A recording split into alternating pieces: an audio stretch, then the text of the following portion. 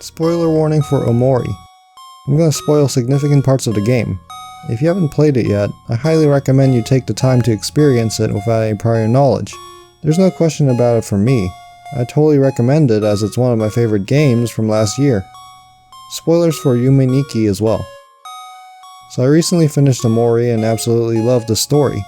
The dreamscape melding with reality and the past meeting with the present culminated into a narrative climax that left me utterly devastated. Sunny facing his twisted past struck a chord with me. The story really peaked when he faces Omori in a duel to the death and loses. The entire sequence after that with the musical performance just encapsulated the entire story in such an emotionally engaging and elegant way. The recital that never was is finally completed, and Sunny can finally move on from the horror of the past. It was a fully fleshed out story that left me completely satisfied with the experience as a whole. Now looking back at it, I found the way Omori took inspiration from Yume Nikki to be quite interesting. The two approach similar concepts in drastically different ways and with their own strengths and weaknesses. First off, Omori generally approaches story in a much more explicit manner. In contrast, Yume Nikki leans far more heavily on a minimalist direction that avoids providing clear-cut explanations to Madotsuki's dreams.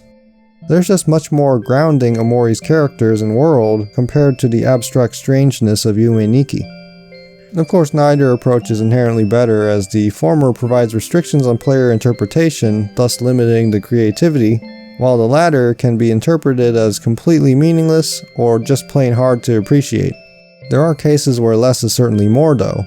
For me, one good example would have to be Hotline Miami. The original's druggy mess of a story left me wondering what was going on in all of its abstract psychedelic glory. I was engaged by the way the developers carefully crafted the tense crime drama. It always kept me on edge, never knowing what to expect around the corner.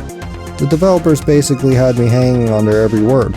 In comparison, Hotline Miami 2 just gave away the game, and didn't live up to what I imagined in my head for all those years prior to its release.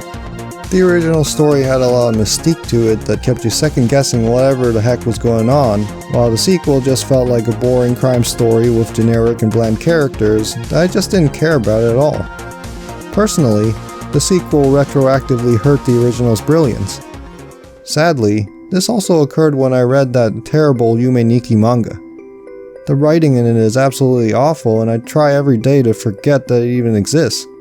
I don't even think I'll ever play the stupidly named Yume Nikki Dream Diary game for that very same reason.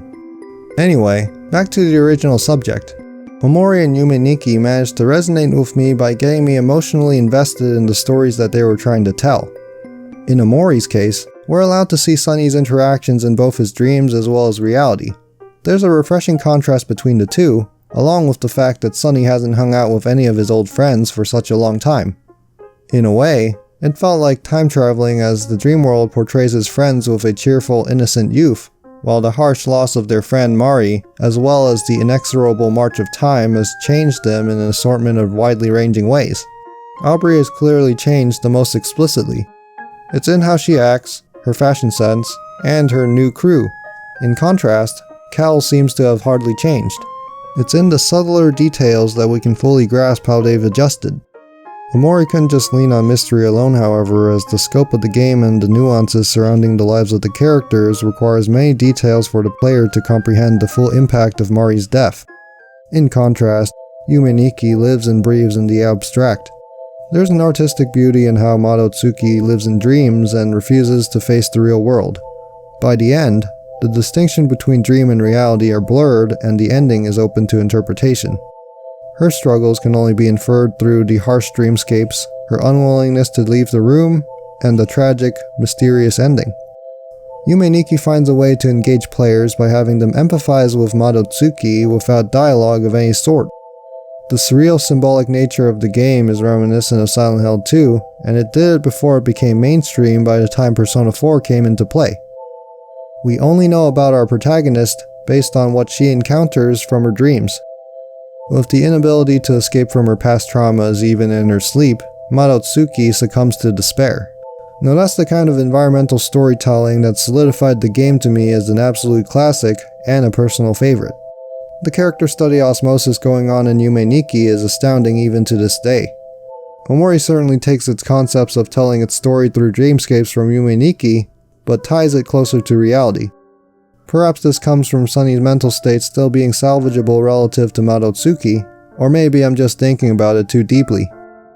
I found the most satisfying parts of the dream segments aside from the comedy portions came from connecting characters and concepts from the dream world to the waking world. For example, Sunny dreams of a character named Space Boy, and he's actually from a comic that Sunny used to read with his friends. Similar to Yume Nikki, trauma haunts Sunny even in his dreams, but they occur far less often.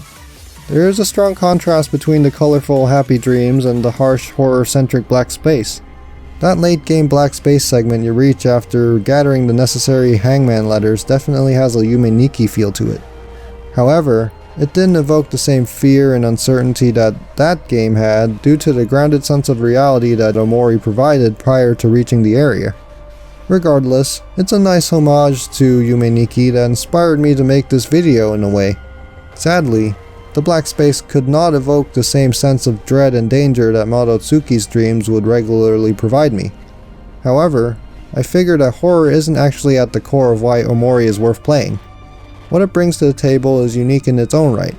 It fits that abstract heart and art feeling that I felt when finishing Undertale's pacifist route. There's a strong connection and appreciation you get from the characters and their struggles. However, the Omori experience is flooded with a sort of endless sadness. That cutscene I mentioned in the beginning of the video was the turning point for when Omori surpassed all my expectations. It's that unique heart-wrenching moment when you realize how hopeful and cheerful things were in the past, and how terribly things have turned out in the present, which isn't actually so far removed from reality now that I think about it. Essentially, it's a beautiful crescendo that overshadowed any minor issues I had with the game. Of course, this is my particular way of looking at games in this point in my life. If you asked me back in my gameplay first years, I probably would have complained about the lack of depth regarding the turn-based combat, or how some side quests don't actually feel that rewarding, such as the tutoring ones or the pet rock ones, which I totally don't recommend, especially the latter. At this point though, I find that the best way for me to look at games is as a complete experience.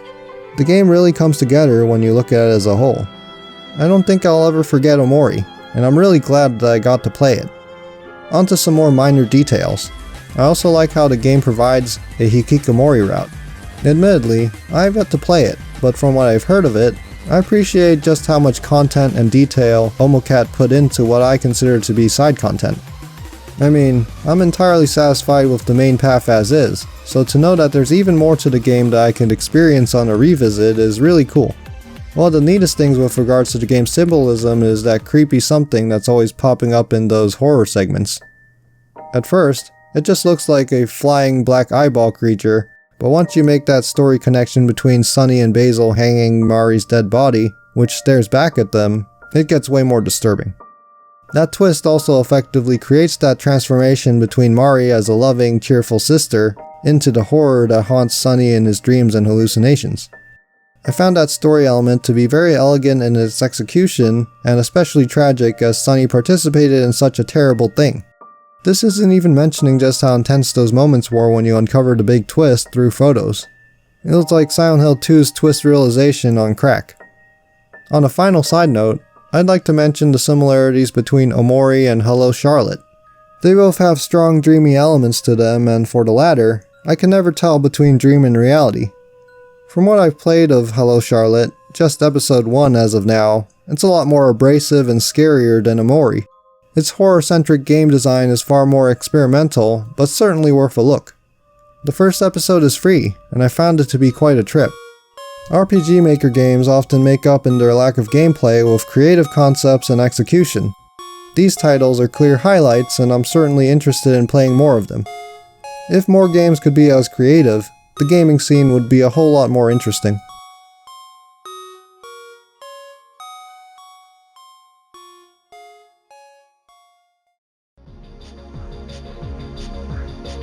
Thanks for watching. If you enjoyed the video, please drop a like and consider subscribing to my channel. I wrote an Omori review for DarkStation, and I'll drop a link down in the description. If you want more, here are some of my other videos. Anyway, I'll see you all next time when I might release my super late Game of the Year 2020 video.